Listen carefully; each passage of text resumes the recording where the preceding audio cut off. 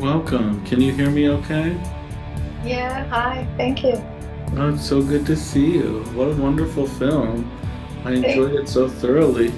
you. So welcome everyone to Conversations Art and Cinema. We're here with Maryam Pirband, and we just went through Vertical, and such an incredible writer, director, producer, an incredible person who has been doing this for so many years now, and has really your films have you're always surprising me because if we think of silence, it's sort of one type of film, Dandelion Season's like another, and then we move to this, it's like a whole new genre and in a completely different language.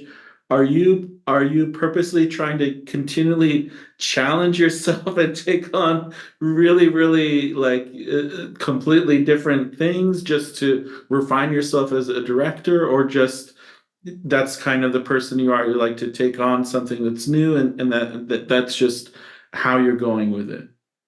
First of all, I want to thank you for having me. Working in independent cinema, independent filmmaking, felt something really important to me. I have to be flexible. So, first of all, I know that what we want to say and how we want to tell it. That how we want to say it, this is the style of each of us. Should be unique, of course, but honestly, the projects that coming to me, they are so different. And if I want to accept the challenge to put my step into them, I have to be flexible and keep that unique style as well. Vertical was like a really challenging thing. It's not the story that I was familiar with. I didn't know the language. I'm not a Spanish language person. The script was written by a very talented filmmaker from Spain, and the Argentinian His name was Ruben Alvarez. Am I saying his name right? Yeah. Ruben Arnaiz.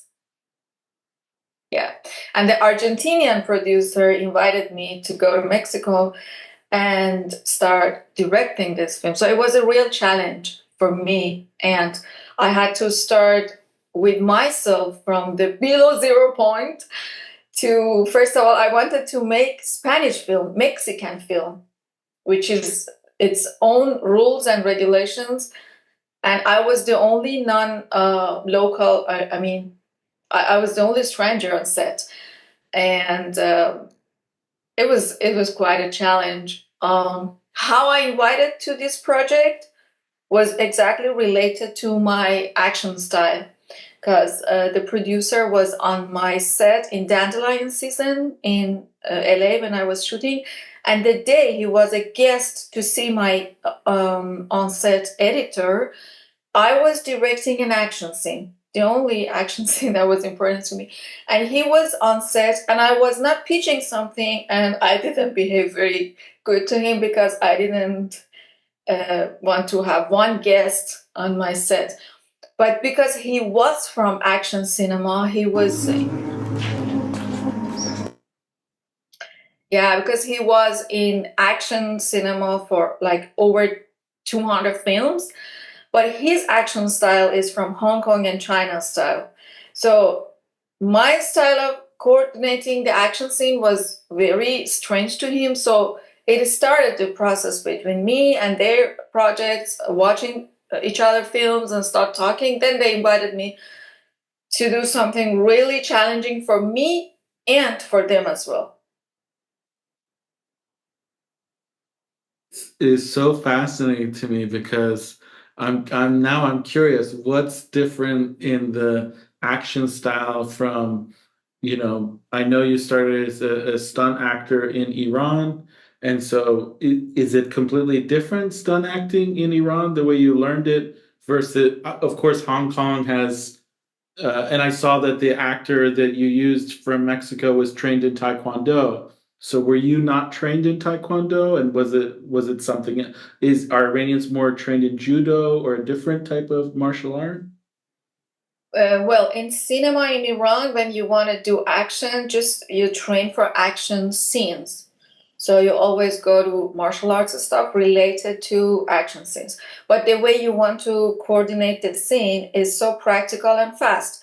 And any new person, we can train them to do the right punch or kick or whatever.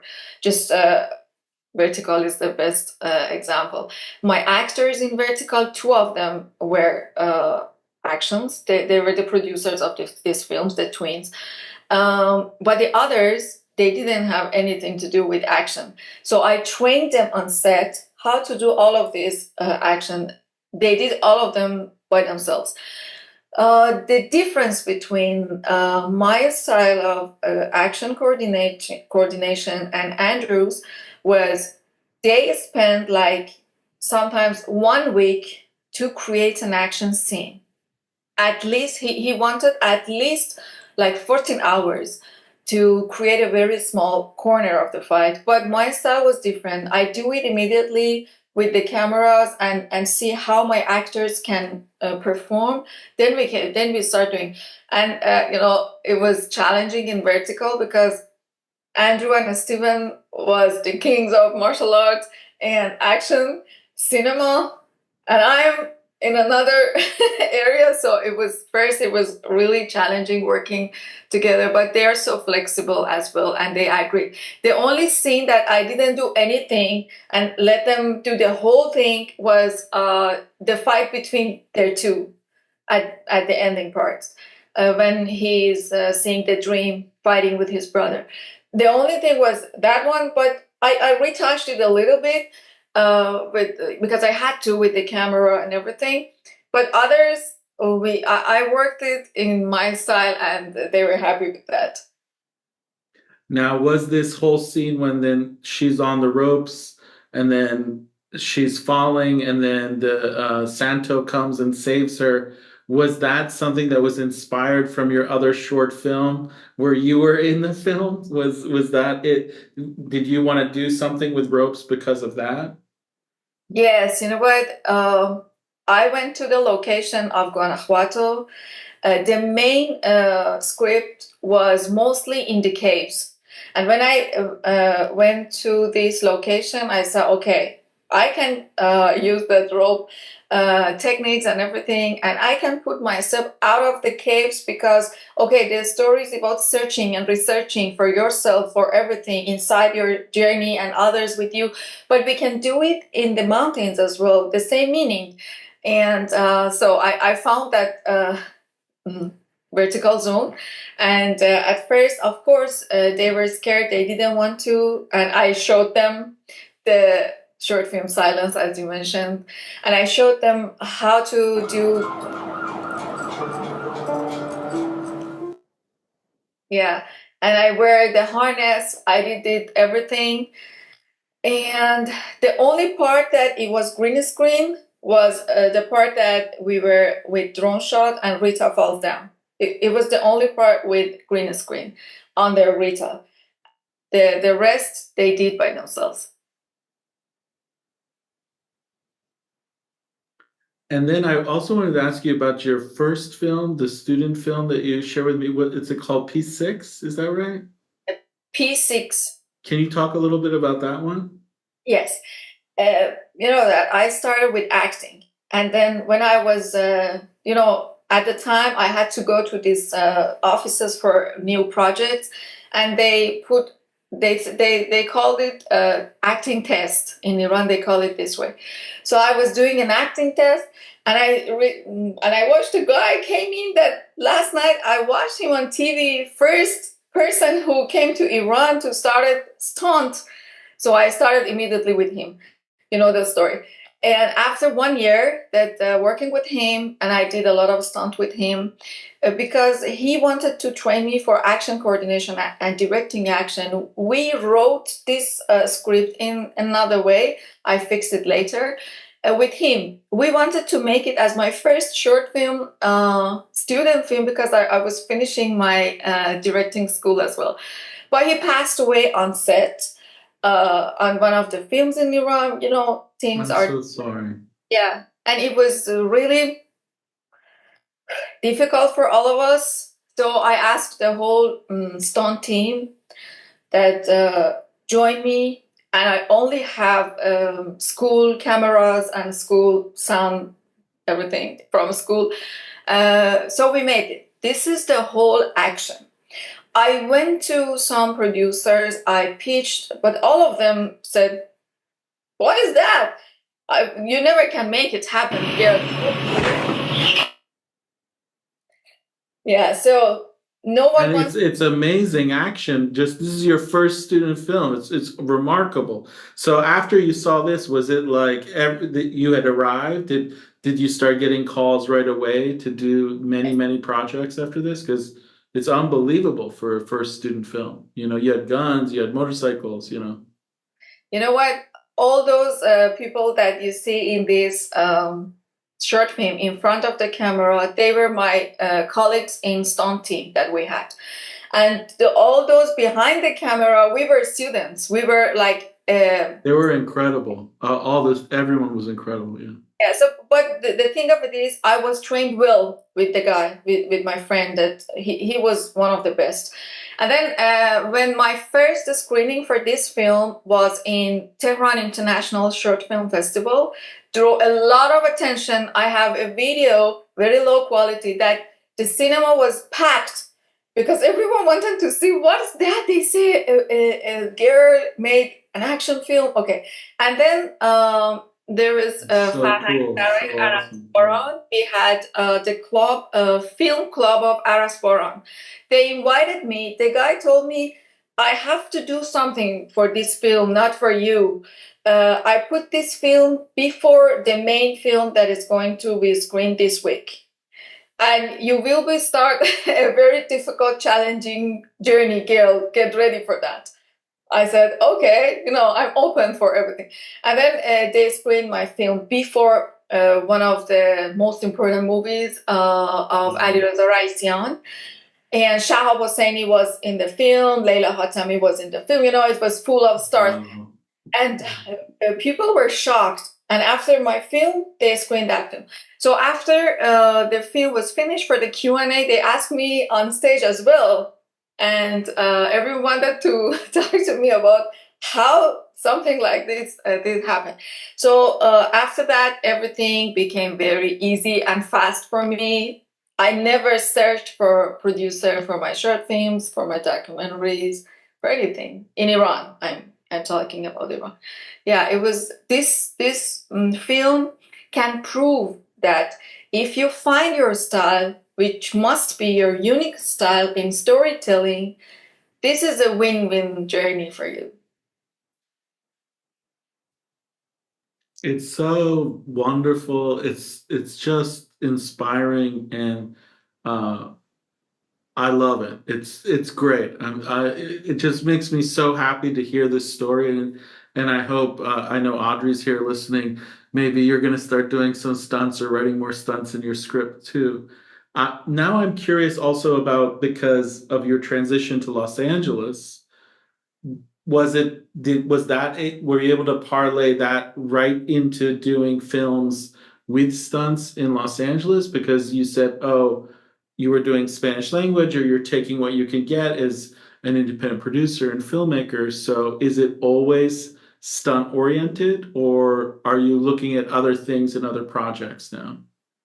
Well, I am so flexible in what I want to say as well. Usually, I find different topics. I continued my education in LA, so on my master screenwriting, I had a lot of different projects, but Dandelion season was the one that I didn't like the most, but everyone loved the most. So it was the story that didn't have any action in that. And it was drama about an Iranian family immigrated to Los Angeles for an arranged marriage. So later, one American producer picked that story because I was working in film festivals with them. They knew me, they knew my work. And then I had other action stories, but he picked this one. He said, I want to make this one happen. So I added some action scenes to this. Regarding to the difficulties working action in Los Angeles, to Iran, responsibilities process is huge thing.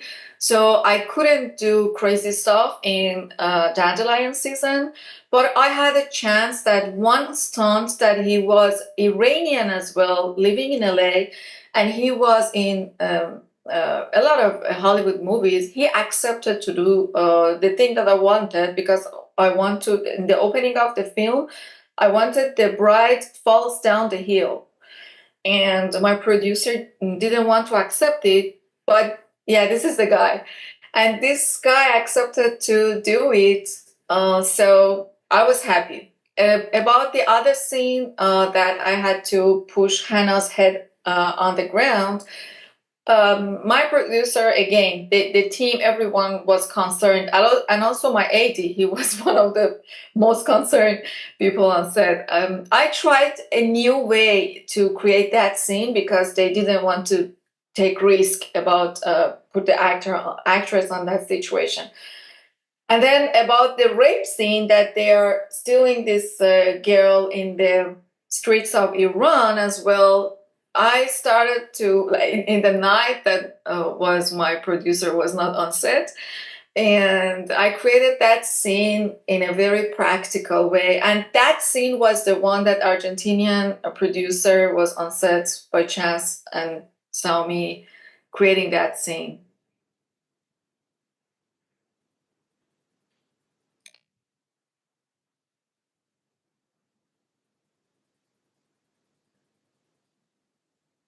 It's it's just incredible that you ended up doing stunts in this film that didn't necessarily have to have stunts, but you looked at ways to incorporate them. That is so ingenious. I'm also curious how, with Vertical, you did have sort of the occult, and it is, horror elements. Have you not been approached to do any kind of zombie or post-apocalyptic things yet? Or I think you would be perfect for that, right? Are you not interested in the like the super horror or, you know? Well, recently, before that project happened, I went to Mexico. I went to Tijuana. I went to find the connection to Mexico. I wanted to make something in Mexico, but I didn't have the connection. So later that happened to me. About the horror, I knew that I want to make something. Before that, I didn't want to even watch horror films. I didn't like that. But recent months before Vertical happened to me, I started watching horrors to get myself connected a little bit because I knew that this genre is very successful in market, and maybe I want to do it somehow, but I was not ready that early. And specifically about the altar scene and those beliefs in Mexico, it was really difficult for me to get connected to them. So that's why I went there earlier.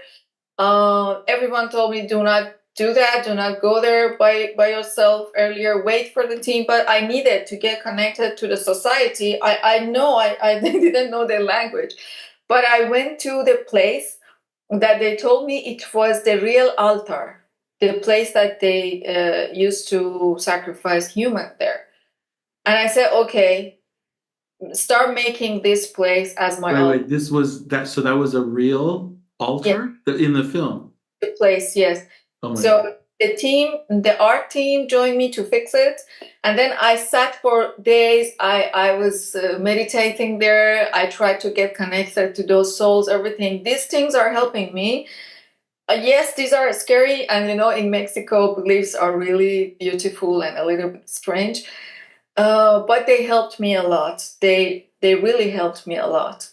Like, for example, on in the altar, those signs, it just came to my mind that I want those signs on something on stone, and they told me, okay, many of the signs are Aztec culture, and you have to select them correctly. So otherwise, it's gonna have another meaning. So I didn't have no idea. They helped me to pick those signs and everything, and they did a great job. Art team. And so, yeah, that you're talking about the eye symbols on the tombstones, things like this, and the skull. So this was all real, but some fabrication in the production design as well. This is great. So you're giving me so many wonderful ideas. It's inspiring the possibilities. The other thing I wanted to sort of talk about before we open it up to Audrey, who's here, and I know she has a couple questions, was Dance with Me, which is sort of a very different type of film. And is there anything you wanted to say about that, or possibly doing films like that as well to sort of counterpoint the action? Yeah, I love that style of filmmaking, because for a long time I went to Kiarosam's classes and workshops. I love his style, and I always wanted to tell women or human rights or drama stories like that. But that story is the one that, I told you P6 was screened before Ali Reza Raisian's film. So Ali Reza Raisian is a producer, later asked me to bring I have, just like my ideas for stories. So I had this story in a way that only about the pill. A woman is pregnant by the partner. The partner is lost in the Iran's green wave, so no marriage, you cannot keep the baby, you cannot abortion, but nothing. What should you do? And one doctor give you this pill, and you have to dance hard and jump to kill the baby. It was the idea of that. So the producer accepted to produce this film for me, and I did everything. He didn't interfere, but every single crew on this film Dance with Me was from the most professional, most famous cinema people in Iran.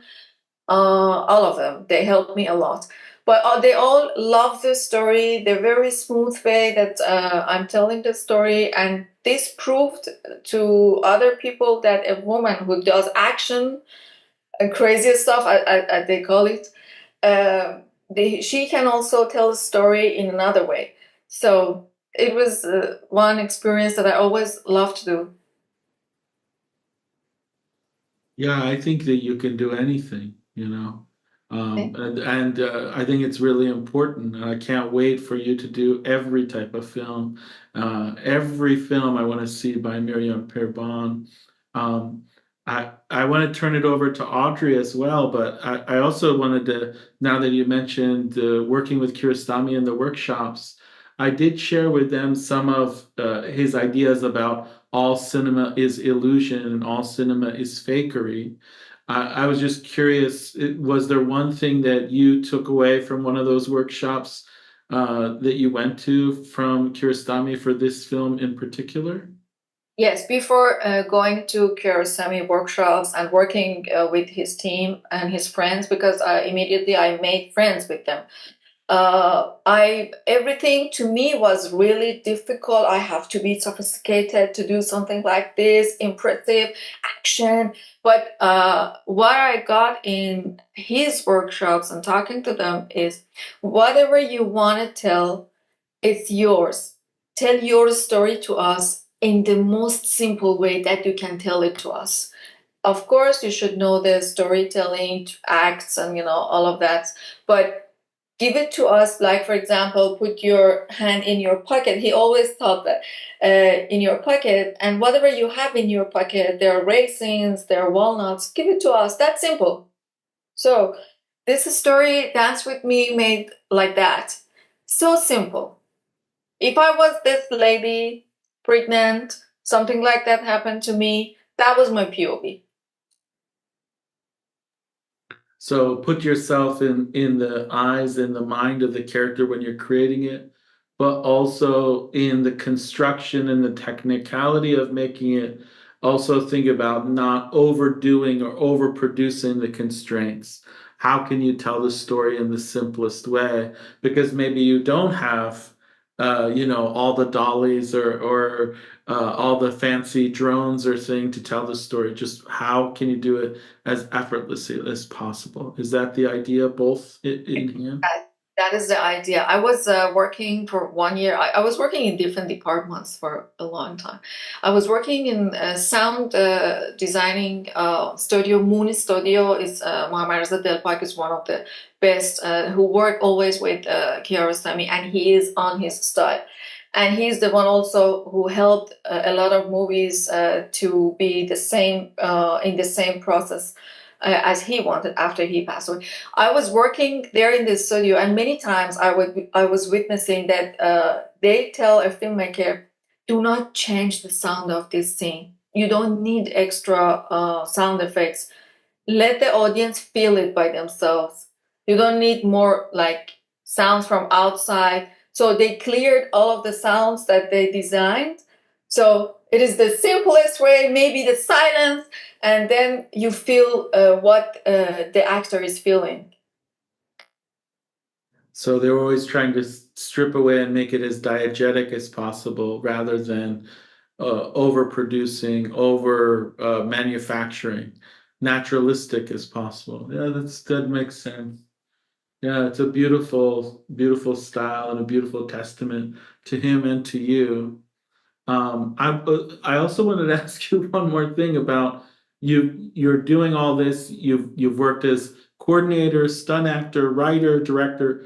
What about all your partnerships? Because I know there are many students that may not have been able to get on this call because of the break that's coming up, and a lot of them are trying to work on partnerships with each other, whether it be co-producing or co-writing or co-directing. Did you have any advice about that, about working with others? Yes, I did a lot of stuff with my classmates. P6 is one of the best examples for that. And yes, you should be so flexible. Of course, who is the director? Everyone needs to listen to him or her. But still, you should be more practical and listen to them, because they may bring something to the story that you even didn't think about that. Now I'm co-working somehow with Hong Kong on an action film about Bruce Lee. Okay, again, something new. I'm not from Bruce Lee. They are from Bruce Lee. Their whole life, everything about them is So Bruce you're Lee. doing a Bruce Lee film? Yeah, we are writing, it's like co-writing now with two other filmmakers from Hong Kong. That's fantastic. You're doing a Bruce Lee film. I love Bruce Lee. Yeah, the thing of it is, okay, this is another example. All the time, I have to be flexible, and I tell to myself, okay, shh, Maryam, listen to them. They know better. So I write my points all the time in the emails, and I expand the emails for them to realize what I'm telling. It's okay, but because they are so sensitive about whatever is related to Bruce Lee, and from my POV outside Hong Kong, we don't want to make some, big idol. Bruce Lee was a real human as well. So it's a good challenge between us right now. We're working on this. Or, I want to tell it to you. Recently, I finished a very challenging script, historical, about Cyrus the Great. It's 160. It was 180 pages. With the help of a very great professional professor in history, Professor Turaj Daryai, if you know him, of course. And at first, this group came to me 1 year before. I didn't accept. I was scared. I said it's too heavy for my shoulders, and it's a huge responsibility. I'm not that familiar with that part of the history. And then after 1 year, they came back to me and they said, "We signed an NDA. We don't want to give you names, but someone destroyed us. So please accept this." I said, "Okay, now I feel at ease," and I accepted that. But I told them it's a huge process. I have to start researching. And for 6 months, I didn't go anywhere. I was just sitting and reading and watching and listening and talk to Professor Daryei and other historians. It was too much. Then I got the point where to start and how to start, because that was difficult, and how to start and how to end. Still, 180 pages I finished. I went to Mr. Darier's office. Then he told me, okay, let's cut the part that Cyrus attacks Median Empire for the first time to his grandfather. Because recently they realized that there is no obvious proof that he attacked. It seems like he just entered and they opened the gates for him. So, you know that it could destroy the whole story because I form everything about this character like that aggressive and ambitious, and 20 pages of my story was about that part. I had to cut all of that out, and for a couple of seconds I tried my best to say nothing, and I said, okay, this is the reality. You want to make something really amazing, and he's trying to help, and these people are trying to help. So keep silence and work on the parallel options. It was really challenging, so I had to destroy all of that and work on the characters that I made for that story, that they are continuing to the ending of the story another way. It was really challenging for me. And working with students, with our classmates, with our co-workers is always like this.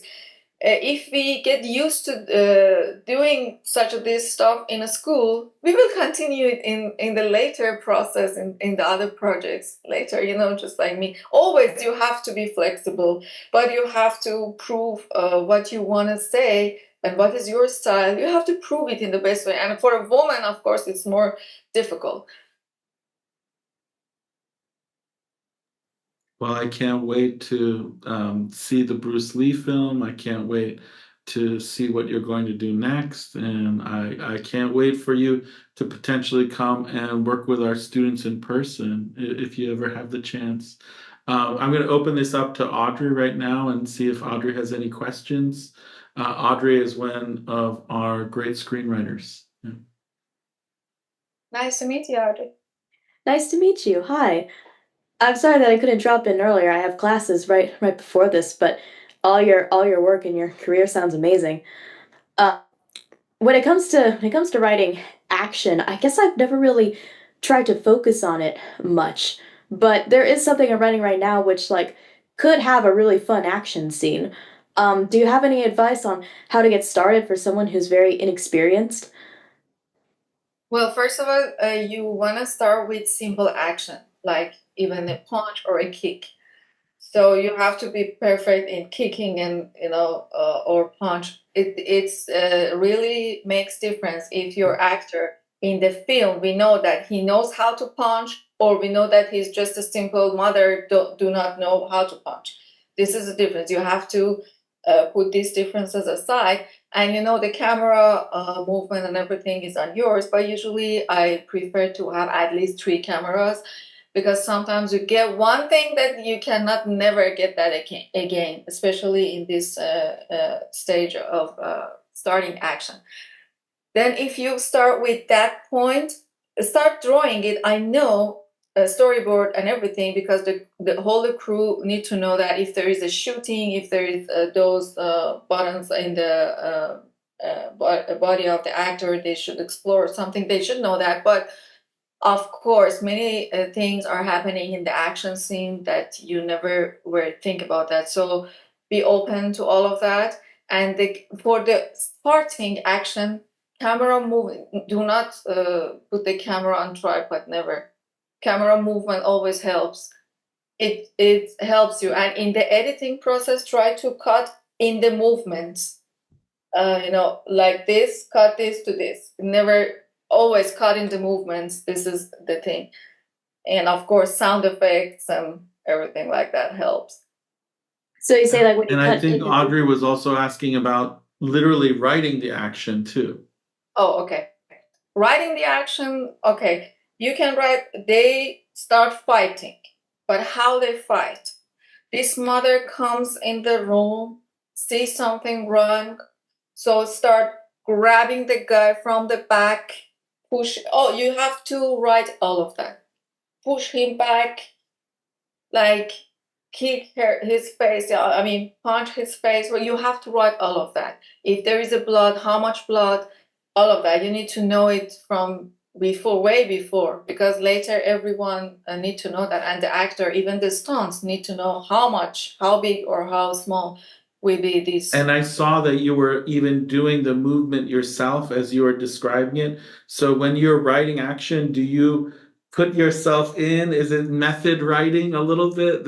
Is that going to help Audrey as well? Should she imagine it with movement too, if she can?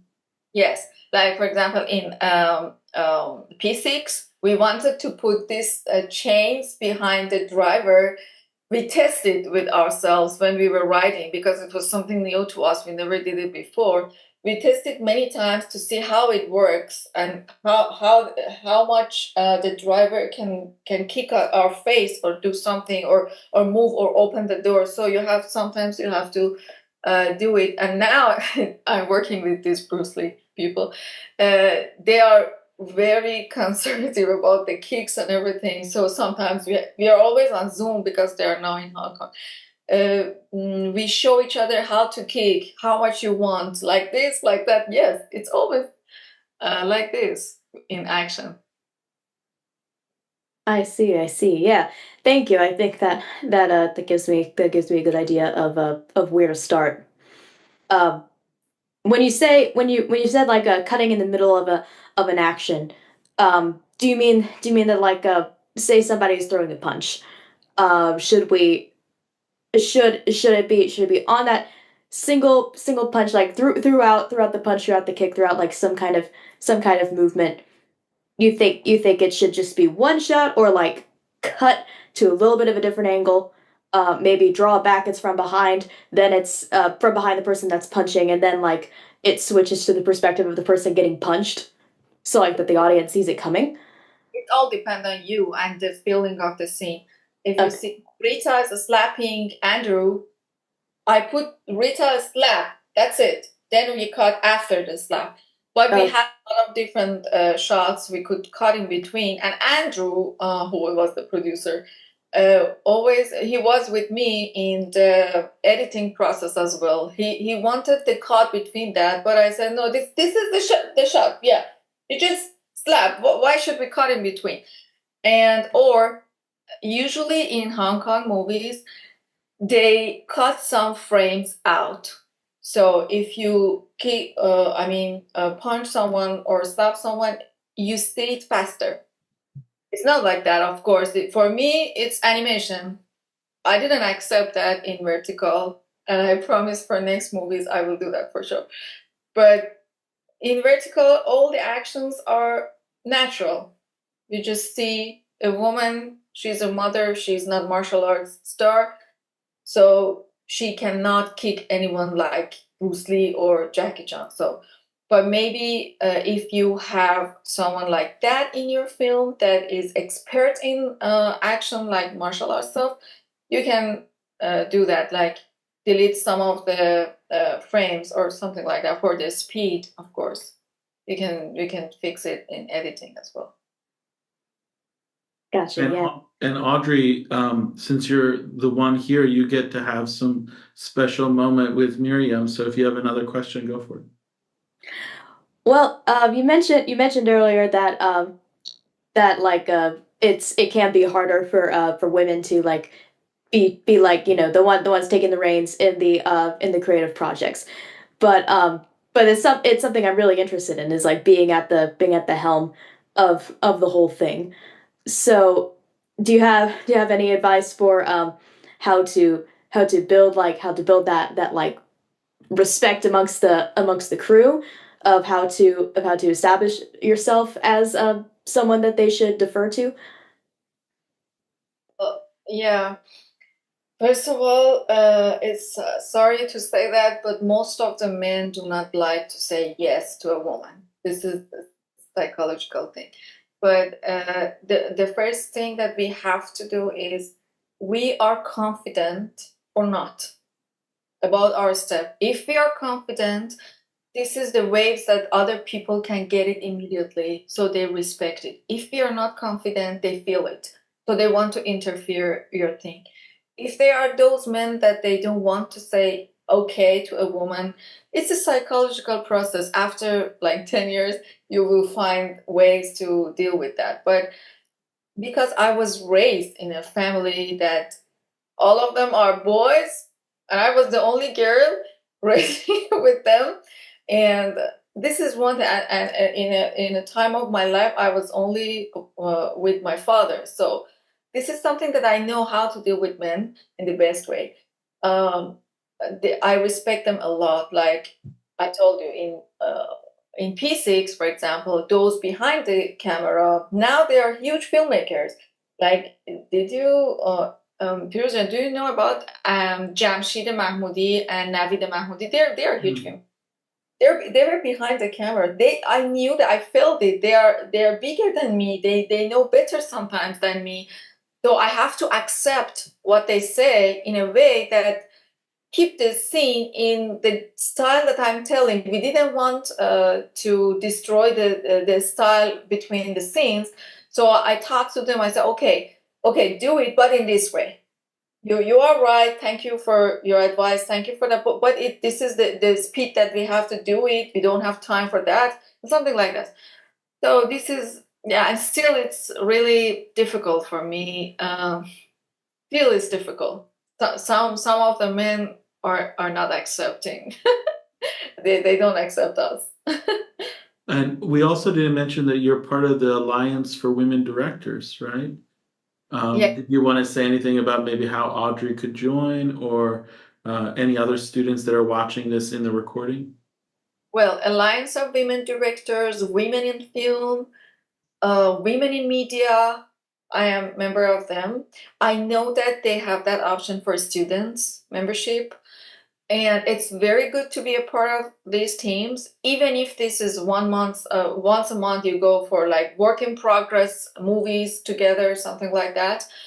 It always works because you are collaborating with each other, you are brainstorming with each other, and sometimes they invite me to their project. Sometimes I invite them to our project, to my project, and as more as we go to different places together, we are familiar which projects I can do with one of them or not. So this is one thing that we have to. I'm not telling that I'm not. I am that style of filmmaker that I only hang out with filmmakers, because this is really dangerous to a filmmaker. We have to live with the whole society, of course. But usually, I at least twice a month, 3 times a month, I go to these gatherings of or screenings of these groups and alliances, because I need to get myself updated about all the new information. Of course, I don't have time for searching all of these new regulations or everything. When you sit together, you have something to put on the table. They have something new to you to put on the table. These conversations always helps. And also, they have some fellowships. They have Raising Director fellowships, Alliance of Women Director. It's a good thing. I think a lot of these fellowships and they support a lot. Well, that's great. I'm really interested in that. I'll definitely be looking into that. Yeah, thank you for your insight on that. Um, And Audrey, did you want to ask anything about your sci-fi interests too? I know that Miriam likes sci-fi too, so. yeah, no, I love sci-fi. I mean, like when you were talking about like a naturalistic kind of action scenes, I was actually thinking of Dune and like the fight at the end that they had, which was like all like very like kind of um natural fighting sounds, no like overarching music that goes with it. Um, I do enjoy us like the sci-fi genre. It feels like one of the hardest places to like think of something truly new and original, because like so much has been explored already. But um but I mean, like I love anything that will have to do with like exploration or um anything like that. Um yeah, I don't know. I'm not sure what your background is with working with sci-fi or space action or something like that. No, no, never, but maybe it comes to me next. I don't know. Uh, what I always feel about sci-fi stories is it's not necessarily should be natural because the audience for those type of films, they do not like to see some natural normal thing. They want abnormal superhero. So you should be very good at make one of those superheroes for them. And of course, it's not natural and normal to see someone from the sky in your yard. Should be that abnormal, of course. I don't know. I have no experience making sci-fi. Gotcha, gotcha. Yeah, no, yeah, I don't know if anything else is coming to mind right now.